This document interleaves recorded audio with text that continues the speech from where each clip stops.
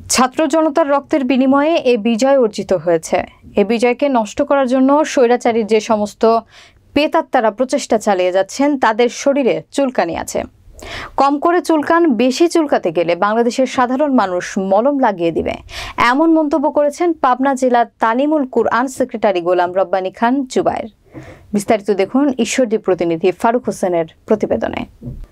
বৃহস্পতিবার বিকেলে দাশুরিয়া ইউনিয়ন জামায়াতে ইসলামীর উদ্যোগে দাশুরিয়া ট্রাফিক মোড় সংলগ্ন এক পথসভার বক্তব্যে তিনি এসব কথা বলেন। তিনি আরো বলেন, যদি ভালো চান, স্বাভাবিক জীবনযাপন করেন, রাত্রিবেলা দলবদ্ধভাবে এখানে সেখানে বা কারো বাড়িতে চুরি ডাকাতি করা ছেড়ে দেন। হিন্দু ধর্মাবলম্বীরা নির্ভয়ে উৎসবের মেজাজ নিয়ে দুর্গাপূজা করবেন। যদি কোনো অপশক্তি এসে বাধা দেওয়ার চেষ্টা করে, আমরা জনতাকে সাথে করে নিয়ে প্রতিহত করব।